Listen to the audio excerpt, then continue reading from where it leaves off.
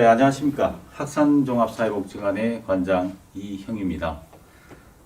저희들이 이 위드 코로나가 되기 전에 자원봉사자 여러분들을 모시고 자원봉사자 교육을 기획하게 되었습니다. 복지관에서는 많은 일들이 이루어지지만 자원봉사자가 필요함에도 불구하고 자원봉사자가 출입할 수 없는 지금 이 시기에 그들과 좀 더 소통하고 이어질 수 있는 방법이 없을까라는 부분에 대해서 우리 직원들과 대단히 많은 고민을 했습니다. 그 고민 끝에 자원봉사자 교육을 하자고 이렇게 설정을 하게 되고 그에 맞춰서 교육을 기획하게 되었습니다. 특히 우리 자원봉사자분들이 실질적으로 삶 속에서 가장 필요한 부분이 뭘까에 대해서 고민을 하다가 아마 우리 생활 내에서도 대단히 우리는 법하고 대단히 가깝게 지내야 되기 때문에 법과 관련되고 또 요 근래에 이슈화되는 그러한 것에 대해서 교육을 하는 계기를 마련하게 되었습니다. 저희들이 사업을 하면서 자원봉사자가 위드 코로나가 되기 전에 코로나 시기에 정말 얼마나 소중하고 중요한가에 대해서 깨닫는 시간이 아마 코로나19가 지금 번성하고 있는 시기가 아닌가라는 생각을 합니다. 저희들은 한 2년 동안 사업을 하면서 직접 저희 직원들이 할 수밖에 없는 많은 일들이 자원봉사자분들의 도움 덕분으로 이제까지 잘 했구나라는 생각을 하는 시간이 어떻게 보면 코로나 시기였다라는 생각을 합니다. 이번을 계기로 지금까지 자원봉사자와 직접적으로 소통하기 힘들었던 시기를 지나고 이제 간접적으로나마 여러분들하고 만날 수 있는 이러한 시간이 되었으면 하고 또 이 시간조차도 빨리 끝나서 우리가 함께 클라이언트를 만나서 그분들에게 나눌 수 있는 그러한 기쁨이 빨리 이루어지는 시기가 되었으면 하는 바람을 가지고 교육을 하겠습니다. 여러분 교육 시간 동안 열심히 들어주시고 이 교육이 여러분들과 저희들이 함께 소통하는 그런 시간이 되었으면 합니다. 늘 감사하고요. 여러분들의 깊은 사랑으로 저희 복지관이 지금껏 잘 사업해 왔고 앞으로도 여러분들과 함께 사업을 잘 해나갈 수 있기를 바랍니다. 늘 감사합니다. 예, 안녕하세요. 저는 포항법원 앞에 이제 있는 김세라 변호사라고 합니다. 아까 원장님께서 제가 강의를 잘한다고 소문이 났다고 하셨는데 사실은 강의 경험은 이혼 소송은 참 많이 하고 있는데 강의는 할 기회가 많이 없어서 오늘 조금 부족할 수도 있는데 열심히 할 예정이니까 좀 잘 들어주시고 궁금한 거 있으면 나중에 질문 주시면 제가 아는 한도에서 잘 답변 드리도록 하겠습니다. 예.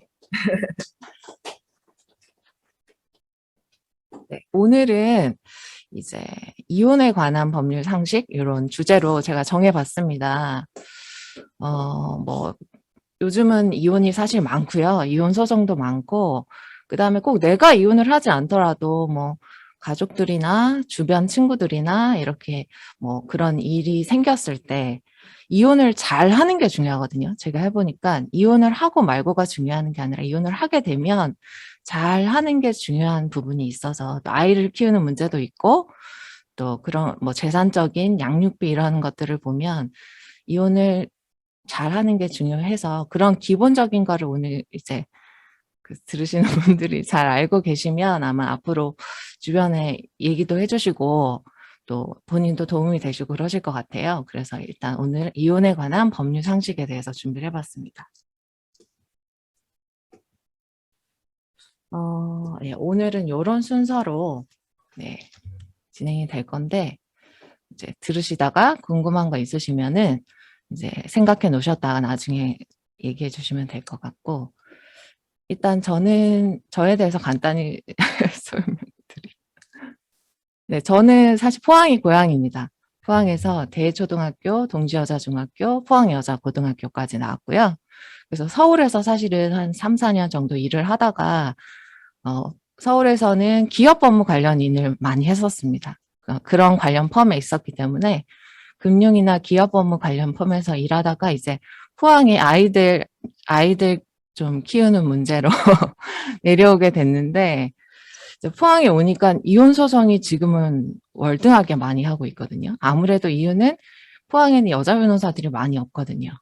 많이 없다 보니까 이제 이혼 소송이나 가사 소송 같은 경우는 많이 의뢰를 해주시는 것 같고요. 그래서 지금은 네네 조금 이혼 소송이나 가사 소송을 많이 하고 있어서 그 분야 전문을 하고 있기도 하고 해서 오늘은 그 부분을 준비하게 된 것이고, 저의 그 대략적인 소개는 이렇습니다. 네.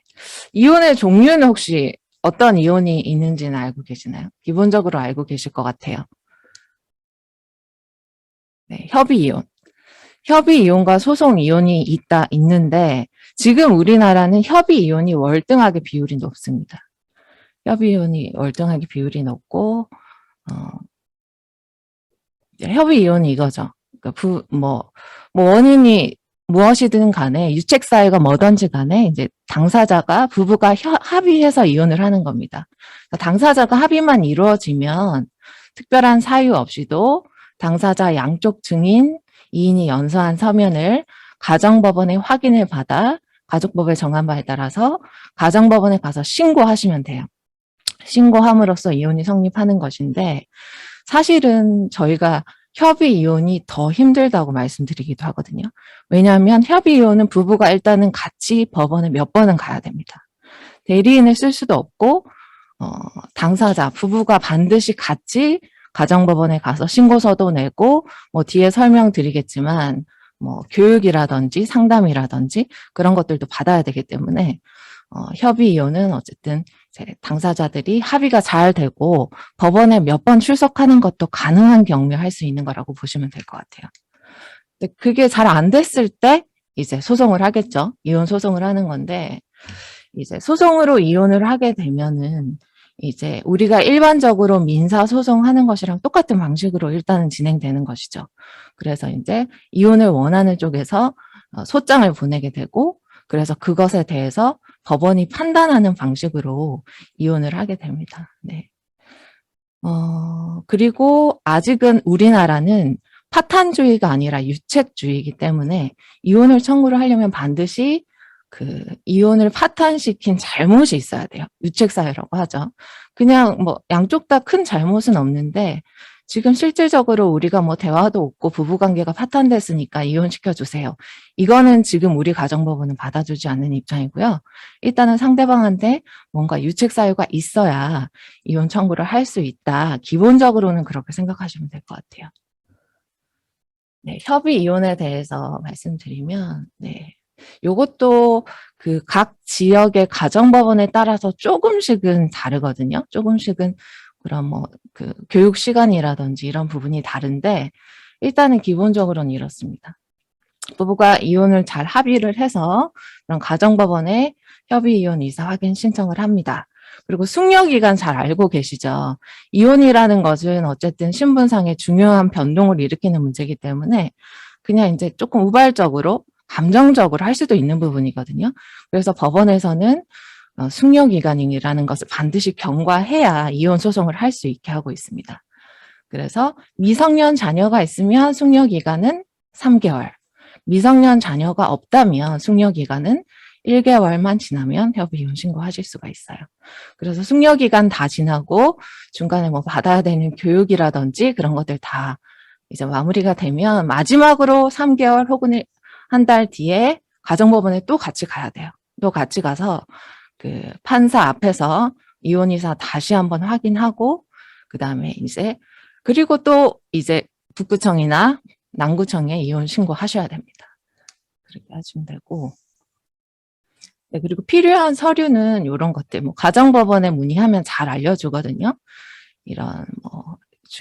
이런 서류들을 준비할 수 있고요. 준비해서 가야 되는 것이고, 그리고 중요한 거는 미성년 자녀가 있을 경우는 양육비나 양육은 누가 할 것인지를 반드시 정해서 가셔야 돼요. 그래야지 협의 이혼이 가능하고, 그리고 이제 자녀가 있을 경우는 이 부모 교육을 반드시 받아야 됩니다. 기본적으로 신고하러 가는 날 이 교육을 받도록 돼 있어요. 그래서 이 교육이 있는 날이 포항 법원 같은 경우는 일주일에 아마 뭐 하루나 이틀 정도밖에 안 되거든요. 그래서 미리 알아보고 부모 교육이 있는 날에 가시는 게 좋고, 그 다음에, 네. 부부 상담 절차도 요즘은 진행하도록 돼 있어요.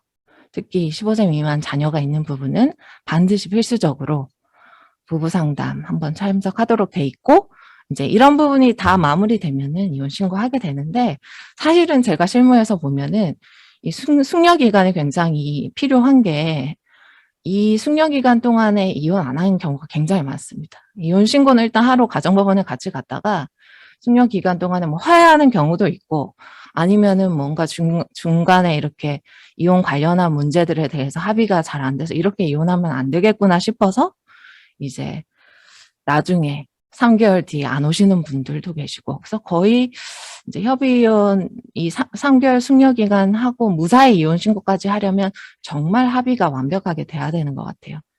그런 부분이 있는 것 같고, 네, 소송 이혼은 뭐 기본적으로 그 소송 원래는 이제 관할 법원에 소장을 접수하게 돼요.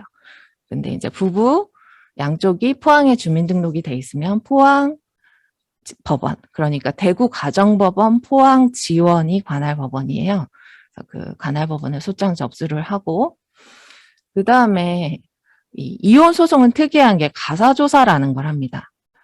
그러니까 뭐 이렇게 뭐 변호사가 소장 내고 그다음에 답변서 내고 법리적으로 이랬습니다라고 정할 수 있는 문제가 아니거든요. 이혼 소송은 특히 양육권이 이제 관련이 돼 있기 때문에 가사조사라는 거를 많이 실시를 해요. 가사조사라는 거는 가정법원에 속해져 있는 가사조사관이 이제 법정 같이 딱딱한 분위기가 아니라 직접 그 집에 찾아가기도 하고요. 집에 찾아가기도 하고 아니면 법원에 이렇게 편안한 원탁 자리에 부부를 불러서 물어보고 이렇게 이제 얘기를 나눠보기도 하고 그런 것들을 해요. 특히 양육권에 대해서 합의가 잘 안 이루어졌을 경우에 원고도 양육권 주장하고 피고도 양육권 주장하는 경우에는 거의 필수적으로 양육권에 관한 가사조사를 하는데, 가사조사관이 집에 가서 이제 어느 집이 아이 키우기에 좀 적합한지 아이한테도 얘기도 걸어보고 아빠나 엄마랑 관계가 어떤지 편안하게 얘기도 걸어보고 그런 식으로 가사조사라는 걸 한다는 것이 일반 민사소송이랑은 조금 다른 점이라 할 수 있어요. 가사조사를 하고 그리고 중간에 조정도 굉장히 많이 합니다. 가사소송은. 일반 민사소송은 그냥 소송하고 중간 뭐 조정 없이 판결 받고 이게 이제 일반적이라고 볼 수 있는데, 이 이혼 소송은 조정으로 끝나는 경우가 되게 많습니다. 그러니까 조정위원이나 판사가 조정위원회를 열어서 법원에서 합의시키는 겁니다. 법원에서 어차피 소송해도 이 부분이 이렇게 될 수가 있으니까 적당히 양보하고 서로 이제 소송으로 더 이상 힘든 시간 보내지 말고 잘 합의하라고 조정하는 경우도 많아서 이제 소송 중에 조정위원회 회부하는 경우도 있습니다. 그리고 근데 조정이 안 됐다. 조정이 안 되면 이제 변론기일, 일반 재판기일로 넘어가서 재판을 하게 되고 공방을 합니다. 누구 잘못이 있다 없다 혹은 재산은 어디 숨겨놨다 이런 식으로 공방을 해서 재판을 연 다음에 판결을 받고 판결 나면 이제 이혼 신고하면 되고요.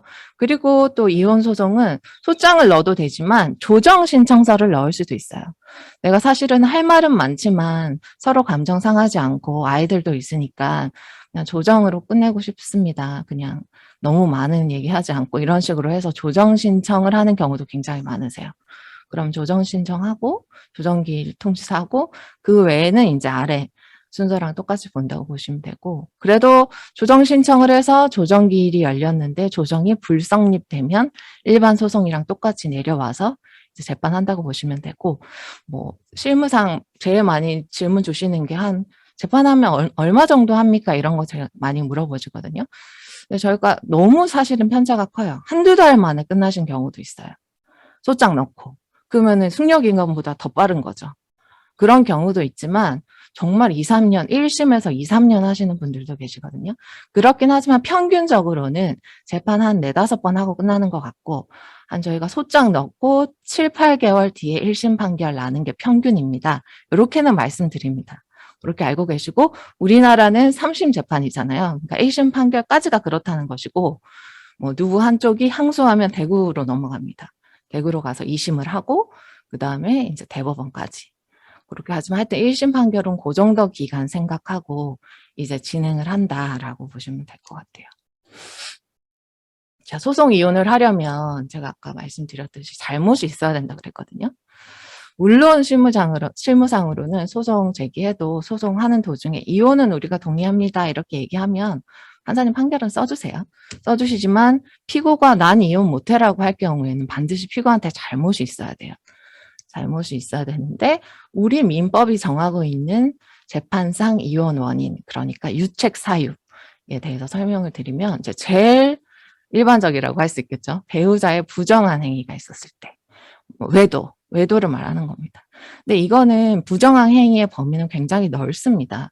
그래서 꼭 성관계까지 이르지 않아도 이제 뭔가 남녀 사이에서 이제 교제하는 것으로 보이는 그 정도의 사유만 있어도 부정한 행위라고 이제 볼 수가 있어서 뭐 한두 번 만나서 데이트하고 술 마시고 밥 먹고 그런 것도 부정한 사유라고 부정한 행위라고 본 판례가 꽤 있습니다.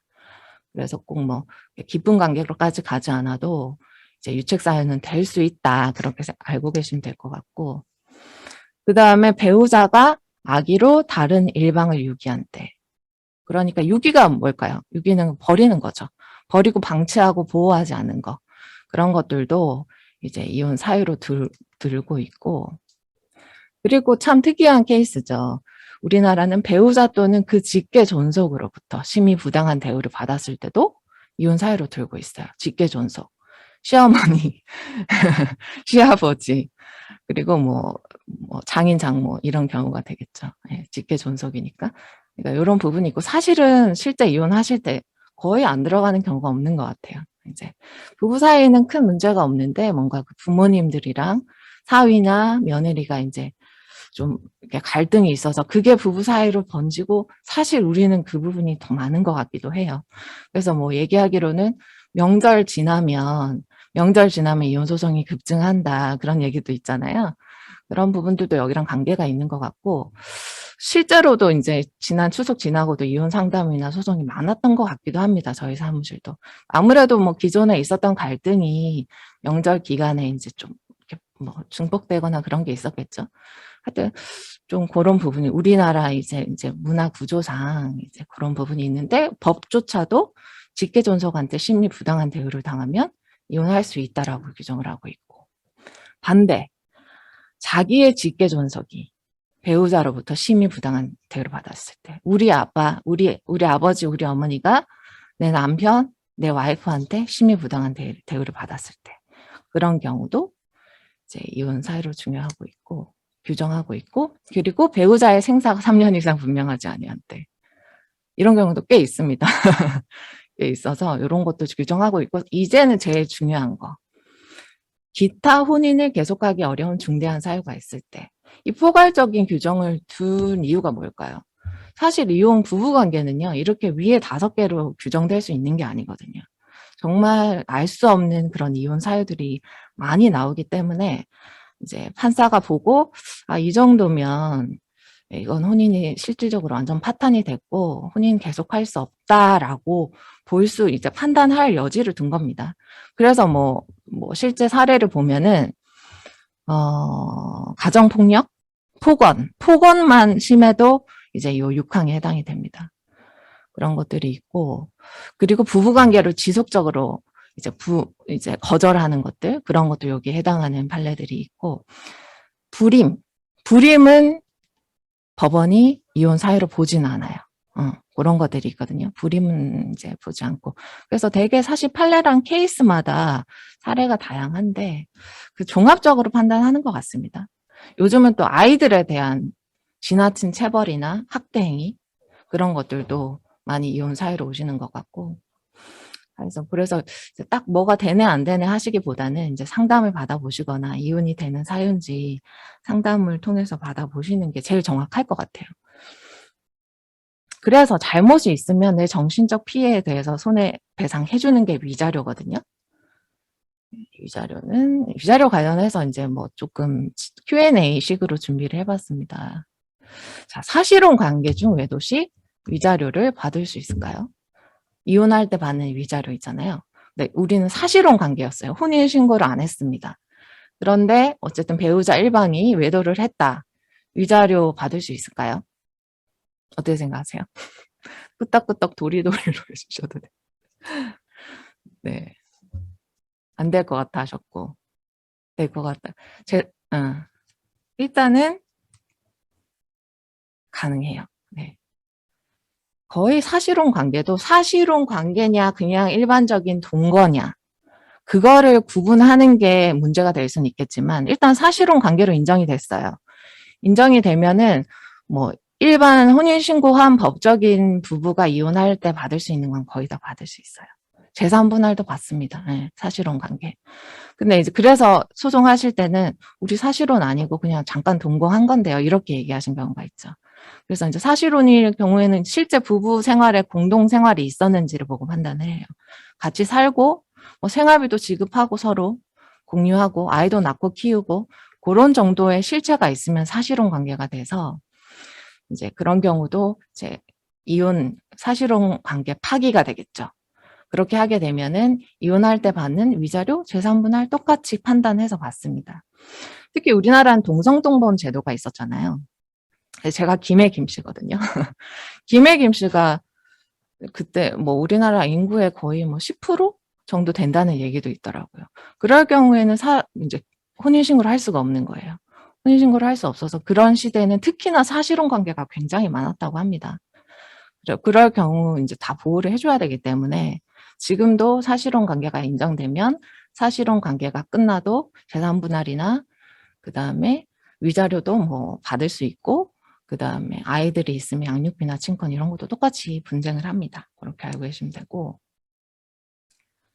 자, 의부증으로 아내가 의부증이 있어서 의부증으로 인한 이혼 소송 시 위자료를 받을 수 있을까요? 받을 수 있을 것 같죠. 근데 사실은 요거는 답은 없습니다인데, 네. 요거는 그냥 하나의 판례가 그랬다는 거고, 요것도 의부증이 지나치면은 그럴 수는 있을 것 같아요. 그럴 수는 있을 것 같은데, 일단 그럼 그 판례를 한번 볼까요? 네. 요 사례를 보시면 재밌으실 수도 있어요. 네. 91년 결혼한 B씨는 A씨가 회식 자리에 가면 전화를 걸어 여자가 함께 있는지를 묻고 함께 있는 동료를 바꿔달라고 재차 확인한다. 와이프가 계속 전화하는 거죠. 어디야? 여자랑 같이 있어. A씨의 휴대폰까지 검색하고요. 한 달치 통화 내역까지 뽑아서 확인하는 B씨의 의부증을 견디지 못한 남편이 이혼 소송을 냈다라는 사례인데 일단 판례는 이제 요 사례에서는 이혼은 허락하면서도 이혼 판결은 한 거죠. 이혼 판결은 하면서도 의부증은 그런 의심이 의도적인 것이 아니고 자신도 통제할 수 없는 병적 증상 때문인 점을 감안해서 위자료 청구는 기각을 했습니다. 근데 아마 요거는 요 사례인 것이고 의부증이 지나치게 심해져서 뭐 가정폭력이나 그런 뭐 스토킹 이런 정도로 번진다거나 그 의부증 기간이 정말 길어진다거나 하면은 위자료가 나올 수도 있을 것 같아요. 하지만 요 사례에서는 이제 기각했던 사례고, 네, 앞으로 돌려주시겠어요? 그 다음에 위에 것도 한번 볼까요? 판례. 사실혼 관계 중에 도시. 네, 그거. 자, 대학 후배 C씨와 2005년부터 연락을 주고받으며 친밀한 관계를 유지하던 A씨는 중매인의 소개로 B씨와 사귀다 동거를 시작했다. A씨와 B씨는 혼인신고를 하지 않은 상태였지만 혼인신고 안 했죠.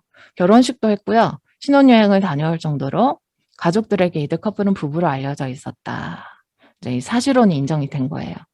근데 그러나 A씨는 결혼식 이후에도 예전에 사귀던 C씨와 밤늦게 통화를 하고 문자를 주고받는 등 통상적인 선후배 이상의 관계를 유지해왔다. 네, 그래서 판례는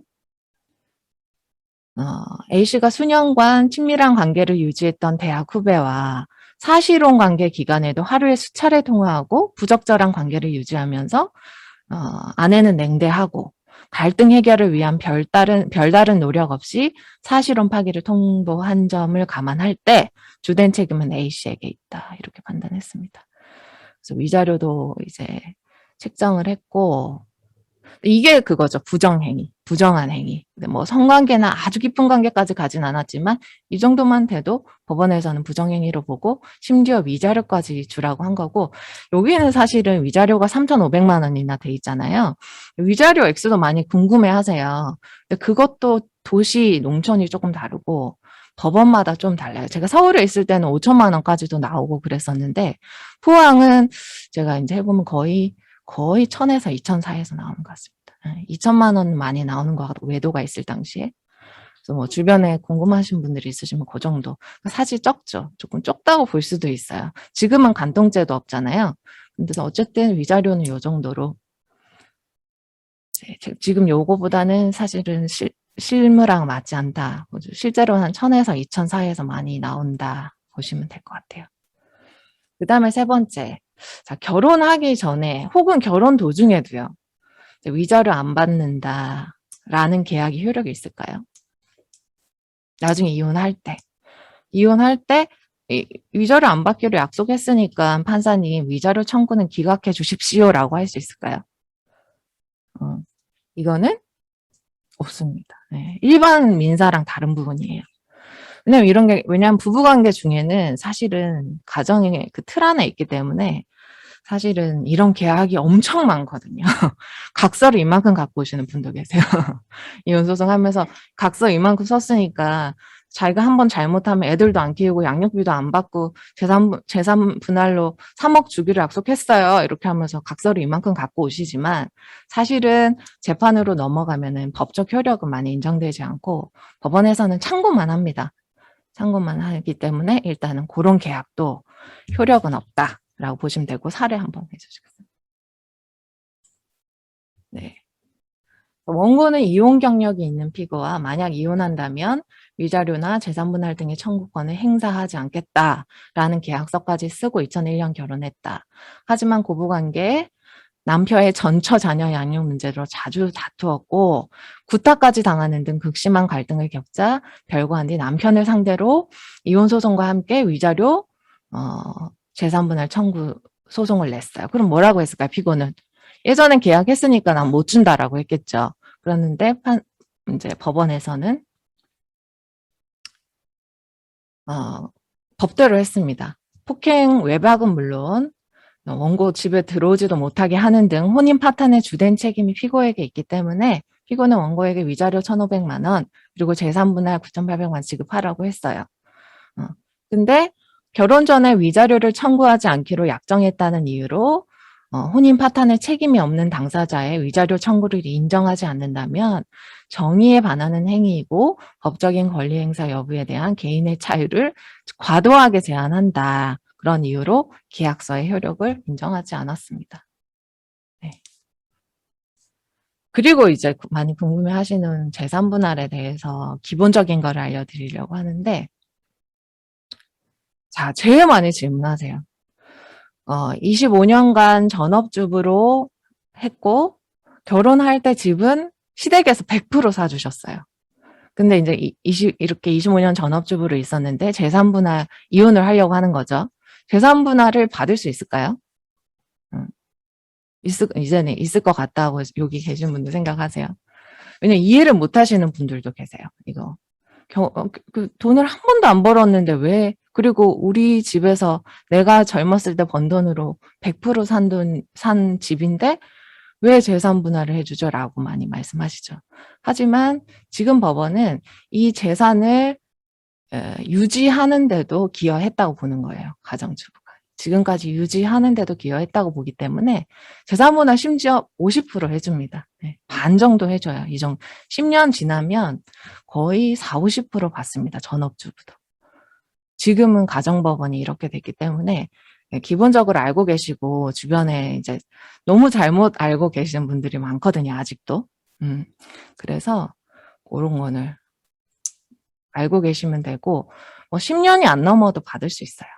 아주 혼인 기간이 짧지 않은 기간에는 절반까지는 아니겠지만, 내가 하나도 사는데 돈 보태지 않은 집이라고 해도, 재산이라고 해도 일부는 인정을 해줘요. 법원에서. 그 기본으로 지금은 너무 많이 달라졌기 때문에 그런 걸 알고 계시면 될 것 같고. 일단 그거 볼까요? 사례. 음. 전업주부 A씨는 결혼 25년 만에 남편 B씨와 이혼하기로 결심했다. 회사원인 남편은 신혼 때부터 회사 일로 매일 늦었고 주말에도 출근하기 일쑤였다. 아내가 집안일을 의논하려고 들면 피곤하다며 묵살했다. 두 아들의 교육도 A씨 몫이었다. 이런 식으로 이제 이런 사안에서 이혼 청구를 한 사안이겠죠. 법원은 가사와 양육에 무관심한 것도 유책사유로 본 거죠. 이게 너무 지나치면요. 아까 이혼 사유 있었던 6항에 해당하겠죠. 그래서 가사와 양육에 무관심했던 남편에게 가정 파탄의 책임이 있다고 판단하고 아내에게 위자료 지급하라고 판결했고요. 자, 중요한 부분은 이제 재산 분할이죠. 재산 분할 심지어 이 판례에서는 전업 가정주부인 아내한테 60% 인정했어요. 이 정확한 아내의 사례의 구체적인 사실관계는 제가 모르겠지만 기본적으로 절반 인정하고요. 그리고 사안에 따라서는 이제 재산을 잘 이제 살림도 잘하고 남편 내조도 잘하고 이렇게 해서 그럼 이 부부 공동 재산을 유지하고 증식시키는데도 기여했다고 봐서 아마 이렇게 판결을 낸 것 같아요. 그래서 지금 법원은요, 이혼에 따른 재산분할 소송 때 여성의 가사노동을 남성의 경제활동과 대등하게 평가하며 전업주부가 재산의 50에서 80, 요건 조금 오반 것 같고 절반 가까이는 분할받도록은 판결을 하고 있습니다. 앞으로 돌릴까요? 그럼? 그쵸. 제가 앞으로 할까요? 자, 재산분할에 퇴직금 있잖아요. 퇴직금도 들어갈까요? 이제는 다 아시죠? 모든 게 다 들어간다 보시면 돼요. 채무도 다 들어가요. 집이 있는데 집 담보대출이 다 있잖아요. 그것도 재산분할 대상에 들어가는 거예요. 그러니까 도박을 하거나 주식 투기를 심하게 하거나 한 그런 채무가 아닌 이상은 다 채무도 재산분할에 들어간다고 보고 당연히 퇴직금도 재산분할에 포함이 돼서 저희가 그 답은 포함이 되죠. 그래서 저희가 소송을 할 때 그 회사에 사실조회를 다 합니다. 사실조회를 해서 이 사람의 피고의 지금 기준 퇴직금 얼마 적립돼 있나요? 이런 거 다 조회를 해서 재산분할에 넣거든요. 그래서 사례도 보면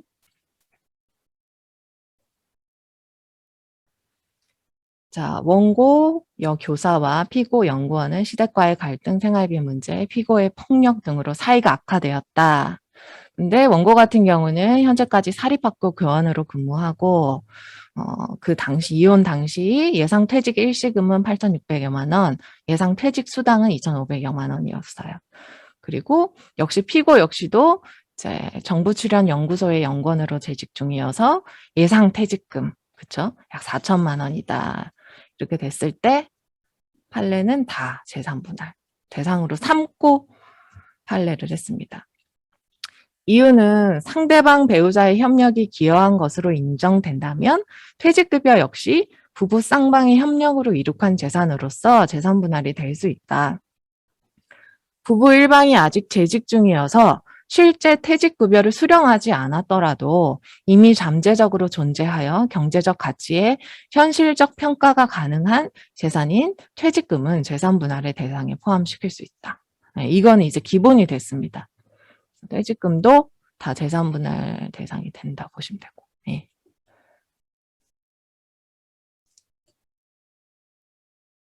공무원 연금, 국민연금, 그리고 교원연금 이런 것들이 있잖아요. 군인연금이 많아요. 포항소송 하시는 분들은. 포항에선 군인연금 많은데 그런 연금도 재산분할에 포함될까요? 돼요. 예. 지금은 거의 이제 된다고 보시면 돼요. 그래서 판례를 보면은 자, 원고와 피고는 혼인 전 미용실을 운영하다가 혼인 후 폐업하고 별다른 경제활동을 하지 않고 가사를 전담해왔다. 근데 피고는 경찰 공무원이네요. 혼인 이전부터 경찰 공무원으로 재직하면서 급여를 받아왔고, 자, 정년 퇴직을 했네요. 월 200만 원 이상의 공무원 연금을 수령하고 있어요. 이런 경우에 이혼을 하게 되면은 이제 재산, 일반 재산, 보정 재산에 대한 재산 분할이랑 연금에 대한 이거를 그 재산 분할을 따로 많이 판결을 했었어요. 그래서 공무원 연금을 제외한 재산에 대해서는 3대 7로 분할을 하고, 공무원 연금에 대해서는 이제 피고의 공무원 연금 수급의 기초가 되는 재직 기간이 32년인데, 원고와의 혼인 기간은 그중에 13년으로 재직 기간 중 혼인 기간이 차지하는 비율이 약 40%에 불과한 점. 원고가 가사를 부담하는 외에 달리 특별한 내조를 하였다는 등의 사정은 보이지 않는 점. 원고와 피고가 향후 소득 활동 등 생활관계, 혼인 파탄의 경위 등 재반 사정을 감안하여 자, 퇴직연금은 15% 원금에 지급하도록. 그러니까 매달 200만 원 들어오면 그중에 15%는 보내야 되는 거죠. 근데 지금은 이렇게 판결이 난 거고 지금은 법이 아예 다 바뀌었어요. 그래서 저희가 소송할 때 연금은 그냥 언급도 안 해요. 왜냐하면 그냥 혼인 기간에 따라서 연금공단에서 이제 분할 수급 신청만 해놓으면 이제 이혼한 전 배우자가 나중에 이제 연금 받을 때 공단에서 그냥 그대로 따로 보내버립니다. 그래서 아예 그냥 모든 연금이 군인연금은 하나 법이 안 생기고 있었었는데 이제 작년에 군인연금도 다 개정을 했어요. 그래서 뭐 소송으로 따로 정하지 않아도 혼인 기간 얼마인지에 따라서 이제 공단에서 자동으로 간다는 거. 사실 이혼을 하게 되면 많은 부분을 나눠줘야 됩니다. 그런 부분을 알고 계시면 될 것 같고, 네네. 그리고 사실혼 관계 기간도 다 포함이 돼요. 연금 나눌 때. 아까 혼인 기간에 따라서 연금 준다고 했잖아요. 전 배우자가 사실혼 기간이 있으면 그것도 다 포함해서 5년, 10년 이렇게 네, 합니다.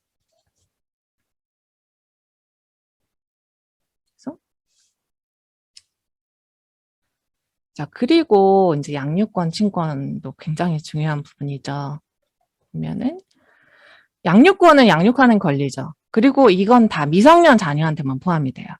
우리나라 판결은 딱 만 19세가 될 때까지 양육비 주라고 판결이 나와요.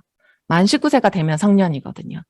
그러니까 양육권, 친권 개념은 미성년 자녀한테만 해당하는 건데 친권은 뭘까요? 이제 친권이라는 거는 뭐 개념 법적으로는 미성년 자녀에 대한 뭐 신분상, 재산상 모든 권리 의무의 총칭 이렇게 말씀을 기재가 되긴 한데 그냥 법적으로 아이에 대해서 법적으로 뭔가 해줄 수 있는 그런 권리라고 보시면 돼요. 친권, 양육권.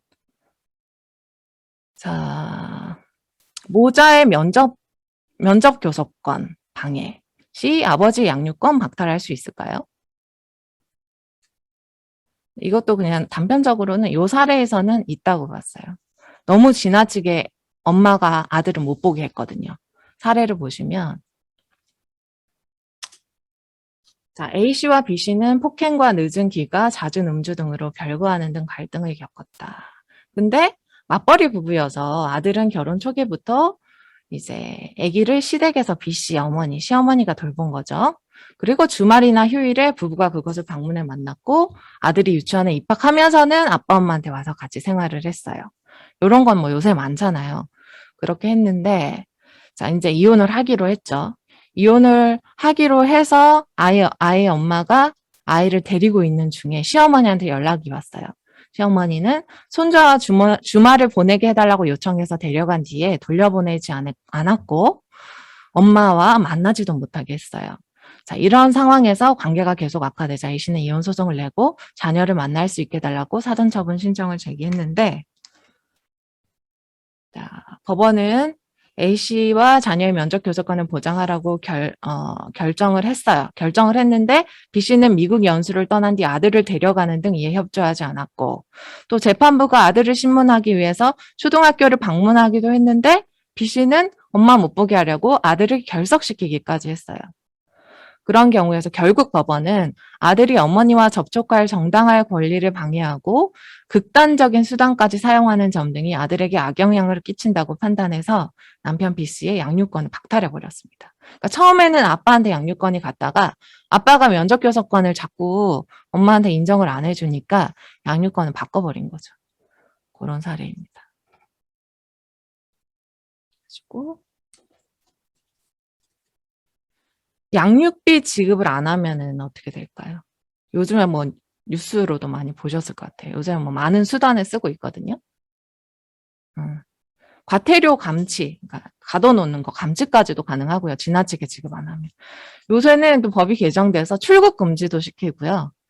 뭐 운전면허 정지 처분도 하더라고요.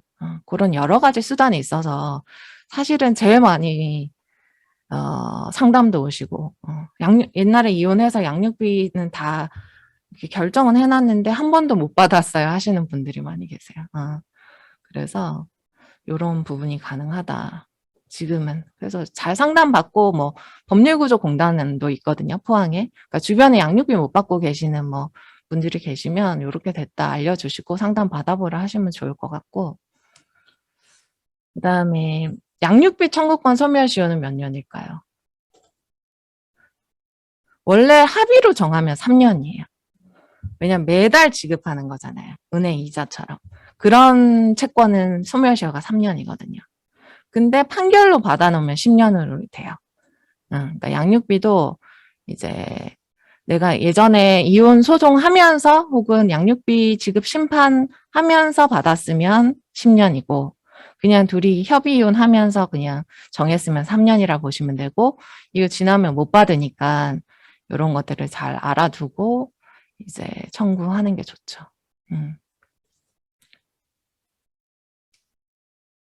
네, 이렇게 순서대로 할까요? 요거는 관련된 사례인데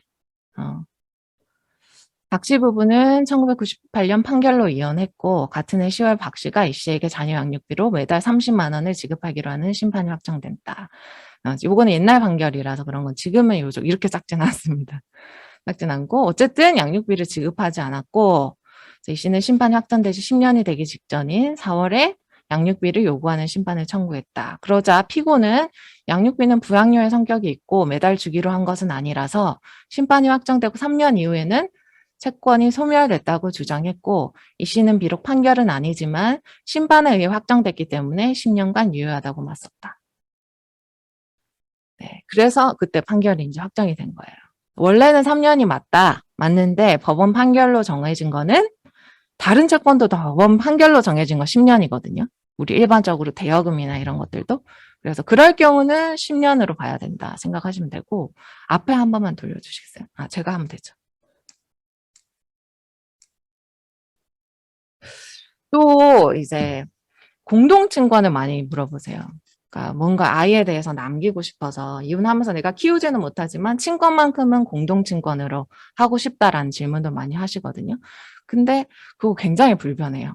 친권이라는 게 이제 아이가 뭐 병원 가서 수술하면 사인하는 거, 여권 만드는 거, 요즘은 계좌, 은행 계좌 만드는 거, 미취학 아동 경우는 학교 갈 때 서류하는 것도 다 아빠가 와야 되거든요.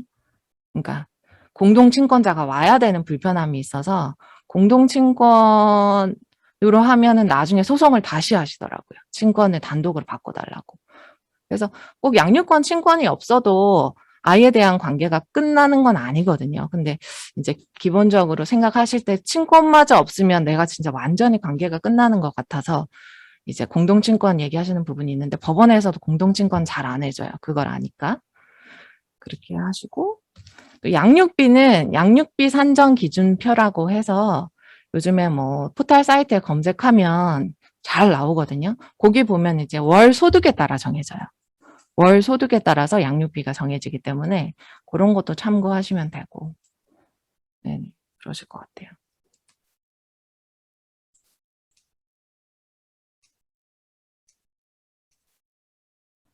그리고 이거는 뭐 기본적으로 10년 전에 바람핀 걸로 내가 지금 이혼 소송하겠습니다. 이런 건 안 되게 돼 있어요. 왜냐하면 법에서 그 부정으로 인한 이혼 사유 있잖아요. 그거 같은 경우에는 자, 일단 사전 동의나 사후 용서를 하면은 이혼 청구 못 해요. 그런 경우도 있습니다, 부부 사이에. 사전 동의나 이제 용서한 경우, 그런 경우에는 이제 부정으로 인한 이혼 청구권 소멸된다고 보고, 또 너무 길어도 안 돼. 이걸 안 날부터 6월, 사유 있은 날로부터 2년 경과한 때는 이혼 청구하지 못한다. 그래서 그런 경우 케이스도 있거든요. 뭐 10년 정도 전에 이제 외도를 해서 그 사실을 인정하는 각서를 써놨어요. 그래서 이제 10년 뒤에 이혼을 하고 싶으셔서 남편이 예전에 썼다는 이거 명확한 증거가 있습니다. 외도했다는. 그래서 이혼하고 싶습니다. 하지만 법원에서는 10년 전에 거는 부정으로 인한 이혼 청구권이 이미 소멸했기 때문에 할 수 없다라고 판결이 나기도 해요. 이런 것들도 아주 엄격하게 적용하진 않는데 기본적으로 이렇게 기간 제한이 있다는 거 알고 계시면 좋고, 역시 다른 기타 원인으로 인한 이혼 청구 그 포괄적인 규정이 있었잖아요.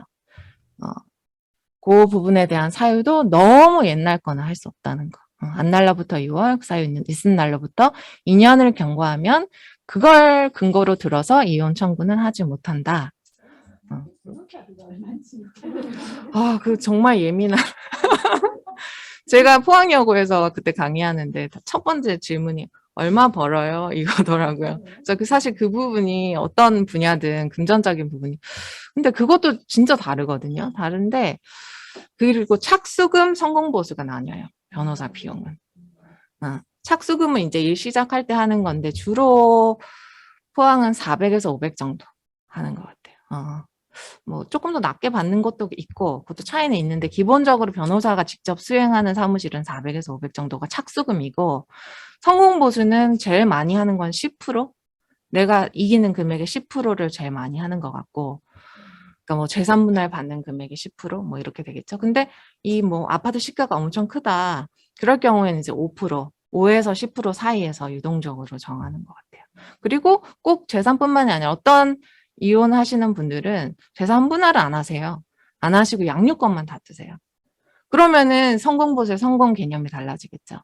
양육권을 내가 되찾아오게 되면 얼마, 이런 식으로 정하게 되는, 그렇게 제일 많이 하는 것 같습니다. 근데 변호사마다 천차만별이라서 기본적으로 뭐 그런 그 정도, 400에서 600이 착수금, 뭐 그렇게 생각하시면 될 것 같아요. 그렇습니다.